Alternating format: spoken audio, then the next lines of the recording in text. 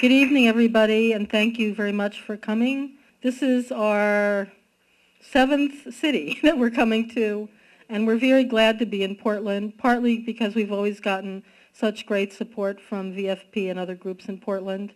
So we want to share with you where we are with the campaign, and particularly for you to hear directly from the Agent Orange victims who've come to speak with you. Because we're at the point where we have a lot of opportunities. There's a real momentum now, beginning in the Congress, but particularly among people across the country. We're finding in every city we go to there's a tremendous amount of enthusiasm. So we want to kind of use this occasion to share information, but also to build on that momentum and to build the campaign. Because the campaign, I mean, I'm in New York, but we have people and board members like Dan and other people in almost every city. And we're trying to build this nationwide and, in fact, also internationally. The first member of the delegation is someone who was here last time. This is her second visit to the U.S. and her second visit to Portland. She is a real leader in many ways. She was a member of the long-haired Women's Army of the National Liberation Front of South Vietnam. During that time, she was exposed directly to Agent Orange spraying. Shortly thereafter, she was arrested by the U.S.-backed Vietnamese government in the South. She was tortured severely and resisted. She was placed in the tiger cages, which were the Pulo Condor, Condau underground prisons built by the French and used by the U.S. and its allies. She was a leader of the women in the prison. When she got out and the war ended, she taught women's studies in Ho Chi Minh City, Saigon. After that, after her retirement, rather than deciding to take a rest, she, by herself, got together a group of people and organized and raised money to set up a center, an occupational center for Agent Orange and other disabled young people, which she now is the executive director of. It's one of the best centers in the country. She's also a leader in the Ho Chi Minh City chapter of the Vietnam Association for Victims of Agent Orange Dioxin. So I just want to introduce you first to Mrs. Dong Hong Yet. And last but definitely not least is Ding Thi Minh Nguyen, who is serving as an advisor and an interpreter for the trip. Ms. Nguyen has a very distinguished diplomatic career. She was the Vietnamese ambassador to England and to Holland, and she was the head of the International Organization Department at the Vietnamese Foreign Ministry. After she retired, she has become active with the first children's rights organization in Vietnam, which is a new NGO, and she also works with the Vietnam Peace and Development Foundation. Xin chào tất cả các bạn. Good evening everyone. Tôi tên là Đặng Hồng Nhật. Tôi đến từ thành phố Hồ Chí Minh của Việt Nam. I'm Đặng Hồng Nhật. I come from Ho Chi Minh City, Vietnam. Tôi là một nạn nhân chất độc da cam và đồng thời tôi cũng là một cựu chiến binh. I am a victim of dioxin Agent Orange. I am also a veteran. Tôi cũng là một trong 27 nguyên đơn đứng đơn kiện các công ty hóa chất Mỹ đã sản xuất ra một loại chất độc hóa học độc hại, không chỉ giết thế hệ chúng tôi là những người chiến đấu trong cuộc kháng chiến, mà nó còn ảnh hưởng đến thế hệ thứ hai, con của chúng tôi và cháu của chúng tôi nữa. I'm among those 27 Vietnamese plaintiffs who filed our lawsuit against U.S. chemical companies that manufactured the poisonous chemicals which was sprayed during the Vietnam War. These poisonous chemicals not only damaged the environment but also seriously damaged lives of millions of people in Vietnam. Not only the first generation like myself, but still many other generations. Tôi bị nhiễm chất độc hóa học từ năm 1965. Trong một chuyến tôi đi từ Tây Ninh về Củ Chi, thì khi nghe tiếng máy bay, tôi sợ máy bay sẽ ném bom thì trốn. Nhưng mà khi máy bay đi rồi thì ra khỏi hầm trú ẩn, tôi nhìn thấy bầu trời như là bị sương mù, và trên lá cây thì đọng lại một cái chất trắng trắng, mùi rất khó chịu, và từ đó tôi bị nhiễm chất độc da cam. I was exposed to dioxin Agent Orange during my visit from Tây Ninh to Củ Chi province to visit my husband. And on the way there, I met with the American airplane. And when the airplane was there, I hid in the underground shelter. And after it flew away, I went out of the shelter. And it didn't bomb, but it sprayed something. So I could see, the sky looked very foggy and some white dust on the leaves of the trees. After that, I lived there for some time.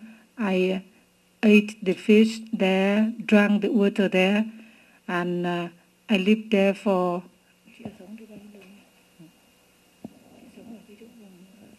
Và sau đó thì tôi còn phải sống ở cái vùng đó hơn 1 tháng nữa. I lived there for more than 1 month. Từ đó là tôi bị ghẻ toàn thân, bị tiêu chảy và cứ mỗi lần có thai thì sảy thai. Đến một lần thứ 6, sảy thai 5 lần, đến lần thứ 6 thì khi cái thai được hơn 5 tháng thì nó chết. Phải đem ra, đó là một cái thai dị dạng. Các bạn vừa xem các cái đoạn phim vừa rồi, những cái lọ đựng những cái bào thai dị dạng, thì trong đó có một đứa con của tôi. After that, I felt very sick and I suffered different diseases, skin problem, diarrhea, and each time I was pregnant, I had a miscarriage. It happened 5 times, and at the 6th time, the baby was about 5 months old. About more than 5 months, and I had an operation, and it was a deformed fetus, as you have just seen in the video. One of the fetuses over there was my son. Và 37 năm sau, kể từ ngày bị nhiễm đầu tiên, thì tôi lại bị một khối u ở ruột và phải mổ cấp cứu cắt bỏ đoạn ruột đó. Năm tiếp theo thì tôi lại bị mổ để lấy khối u ở cổ. In 2002, that was 37 years after I was exposed to this chemical. I had a tumor in my intestine. And later on, I had an operation. And in 2003, I had an operation in my thyroid. Tuy vậy, tôi vẫn còn may mắn hơn nhiều người bạn bè của tôi. Họ đã chết vì bệnh, nhiều thứ bệnh. Và có những người vì cuộc sống rất nghèo khổ vì phải nuôi những đứa con. Nó không có tự phục vụ được. I felt I am still lucky because I am still living, still alive, whereas a lot of my friends have died and are still dying, and many of them are living in misery because they have a lot of them, many of them have children, deformed children, and they cannot go to work. They have to stay home and look after the children. Vấn đề của chúng tôi bây giờ rất là cấp bách vì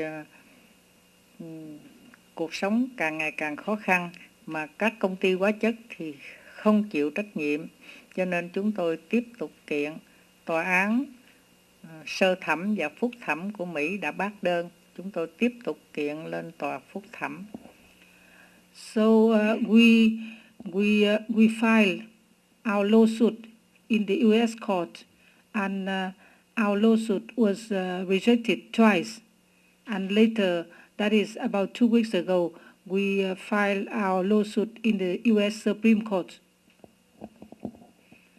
And our demand is that we ask the U.S. chemicals companies who manufactured these poisonous chemicals, they must be responsible for what they did in Vietnam. they must do something for the victims in Vietnam. Chúng tôi đến đây để nói với nhân dân Mỹ là cái hậu quả của chất độc da cam rất là độc hại. Nó không loại trừ ai hết. Những người đã từng sống ở Việt Nam, ở miền Nam Việt Nam, thì họ đều bị, trong đó có những người Mỹ gốc Việt, những cựu chiến binh Mỹ và cả nhân dân Việt Nam. Bây giờ những người họ không hề tham gia chiến tranh, sau chiến tranh họ vẫn bị. Dioxin Agent Orange does not avoid anyone. We Vietnamese people are victims, but also they are victims. The victims are American soldiers who were there, Vietnamese American people who fought, Vietnamese American troops who fought with the American during the war. They are also victims. And also the U.S. allied troops, they are also victims. Cựu chiến binh Mỹ thì đã được bồi thường, còn những người cựu chiến binh và những người dân Việt Nam chúng tôi bị nhiễm chất độc hóa học thì không được bồi thường. Đó là một điều rất là bất công. Cho nên chúng tôi đến đây để nói với các bạn hãy ủng hộ chúng tôi đòi công lý cho tất cả những nạn nhân chất độc da cam. It is unjust that while the U.S. veterans have been compensated for, and while the U.S. allied troops from other countries they are also compensated for, but the Vietnamese victims they are forgotten. Chúng tôi rất cảm ơn các bạn đã đến nghe chúng tôi, và chúng tôi mong rằng các bạn ủng hộ chúng tôi, thì điều đó là chúng ta càng gắn kết cái mối quan hệ tốt đẹp giữa nhân dân Mỹ với nhân dân Việt Nam. So we come here to speak to you, to tell you about our suffering, our difficulties, and we would like to have your support with us, and in our fight to ask the U.S. government and the U.S. chemical companies to do justice for us and to do something for us, to help us, not only to help the victims, Vietnamese victims, but also to help clean up those seriously contaminated by dioxin Agent Orange. We call the hot places in Vietnam. And we think that with your support, we will have justice. Thank you. I think this underlines for all of us how urgent it is to achieve justice now. It seems like the U.S. government's approach is to wait until everyone dies out. And we hear that from veterans all the time. And I think that's certainly been the approach for the U.S. government and chemical companies in Vietnam. And it's really up to us to change this. The stories are very powerful, and if you go to Vietnam, these are really representative of a lot of stories of first, second, third, and fourth generation victims. And you saw in the film Ms. Hong and Mr. Quy, who came here in the last few months of their lives, knowing that they were dying of terminal cancers. And we said, why don't you stay home with your family? Because they had been planning to come for a long time and they'd gotten sicker. And they said, no, we want to fight for not just ourselves, but our brothers and sisters in Vietnam who are suffering from it and are having a harder time and can't speak out in the same way we can. As Dan also mentioned, somebody who went on the same trip that he and Dave Klein was on to Vietnam was Joan Duffy, who was an Air Force nurse who had multiple cancers and survived. And when she came back from Vietnam, her cancer had returned in a much more virulent form. And she also died a number of months later. And her final wish was to spend that last period of time and to have her death mean something in terms of justice for Agent Orange victims in Vietnam and also here. So the urgency is really there, and the question is, what can we do? Because as we all know, our government and the chemical companies are trying to avoid their responsibility. They want to basically say that there's no need to do anything. And so our campaign was formed by a number of veterans and Veterans for Peace and Vietnam Veterans Against the War, including a number of people who have died, Dave Klein, Bill Davis, and Joan Duffy, who played a key role in its formation. It was formed to say that we're not going to let this go on. It may be 40 years later, but justice delayed is justice denied, and we're not going to let that happen anymore. We're going to fight to make sure that the U.S. government and the chemical companies do the right thing. And the question is how we do that. The first thing is what we're doing here today, education and mobilization. So we're reaching out to communities. We've been to about 20 different cities in the last couple of tours, and we're back here again in Portland. We really need to spread the word, and you have the brochure with you. You know, take some more as you leave. Get it out to your organizations that you're in. Get it out at your schools, your churches, your veteran centers, your environmental organizations, anything you belong to. Take it to your city council, and we're going to have a resolution that you can take to your organizations and get them passed. So ask the Portland City Council to take a position on this. Ask your church, your union, whatever group you belong to. Yeah. The second thing is, so that's kind of an educational thing in getting people on record.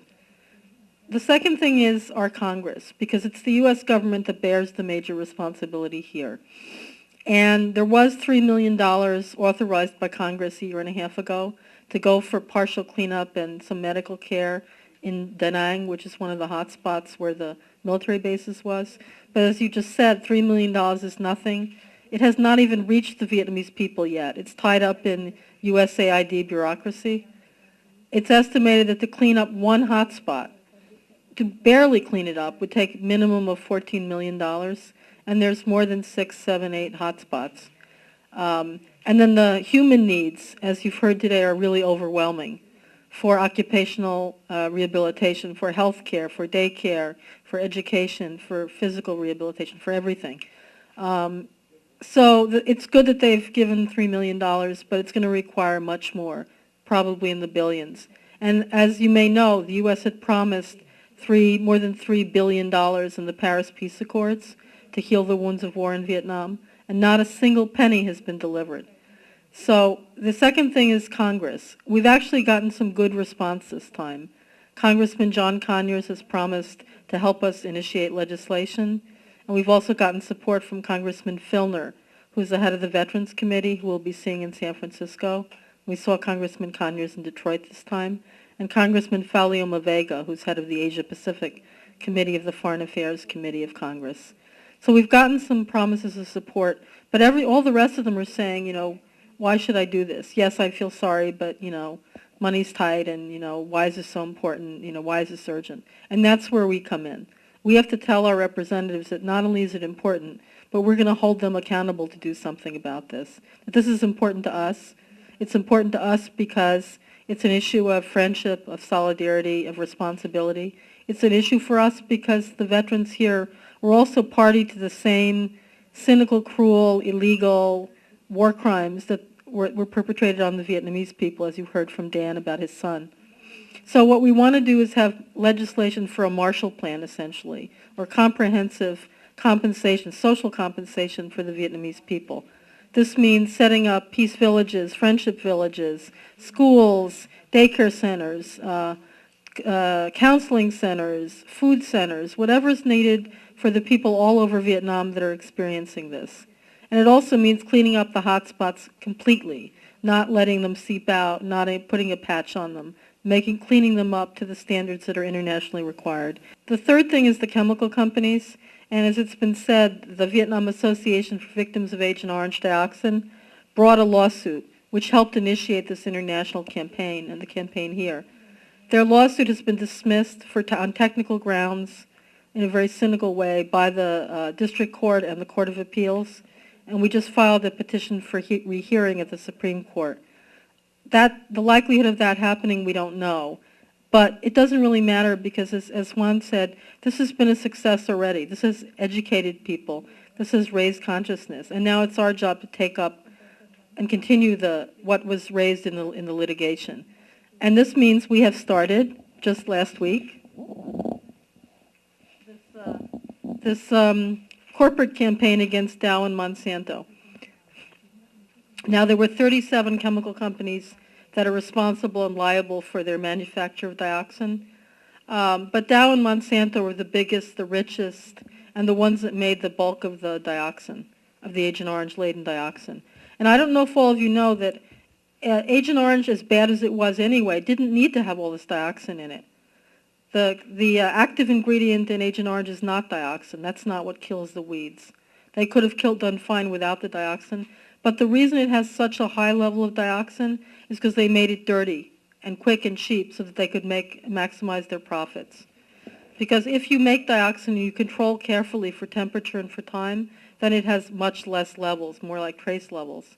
But they didn't want to do that because they were so eager to fulfill the U.S. government's order and to make it as quickly as possible, to get as much profit as possible, that they didn't care for sure about what happened to the Vietnamese people. And they also didn't care what happened to the U.S. soldiers, to the U.S. allies, and to the South Vietnamese who were supposedly on the U.S.'s side. They just indiscriminately dropped it on everybody. So they're liable, and we want to hold them accountable with this international corporate campaign.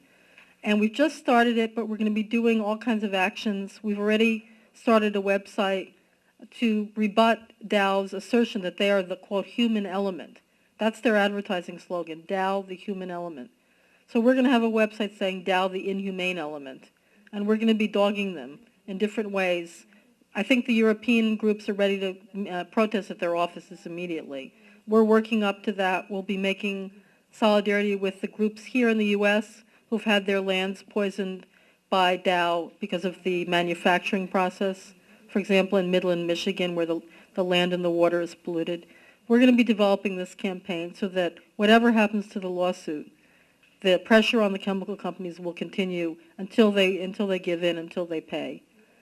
And I want to say that our campaign is a symbolic campaign in the sense that there's a lot of symbolism that's really rich, but it's not mainly a symbolic campaign. This is something we intend to win, and we intend to win it in a big way.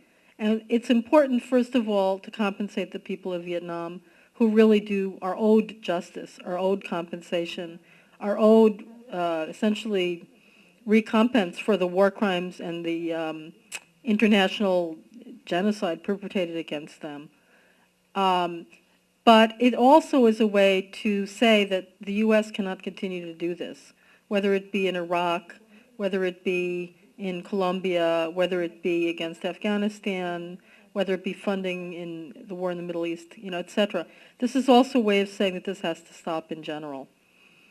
And I just want to say one more word about what we intend to have in the legislation. What we're planning to work on is legislation that does three things. One is it provides massive, what we're calling social compensation for the Vietnamese people, meaning every kind of service that's necessary.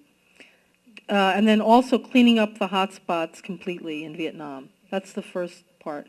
Second part is to address what Dan was talking about, because the children and grandchildren of the vets here who are suffering from Agent Orange illnesses get nothing. Nothing. And we get emails every day saying, my child, my grandchild has this, what do I do? And in fact, when they were in New York, we had a photographer, a young photographer who came, he just wanted to take pictures. And he brought pictures. He said that my father's a vet, and my sister and my brother were just totally disabled, and they both died. And then here's my nephew, and he died. And they had the pictures, and he showed them the pictures, and he said, does this look like what you have in Vietnam? And when they said yes, he started to cry. He said, nobody's ever done anything. Nobody in the VA is willing to help. Nobody in the government's willing to help. So we want part of the legislation to deal with helping, providing services and treatment to the children and grandchildren who don't get anything. And the third part is that the so-called U.S., the U.S. allies from Vietnam that fought with the U.S. and then came here, who are now Vietnamese Americans, they're also suffering from this, and they also have been completely ignored. And they've been ignored and marginalized and kept quiet. So we want them to also receive the services that they need for themselves and their children. So that's what we're looking at, is something that really ties together all the stories that you've heard tonight and says, look, this is a public health crisis, this is a humanitarian crisis, and this is a matter of justice.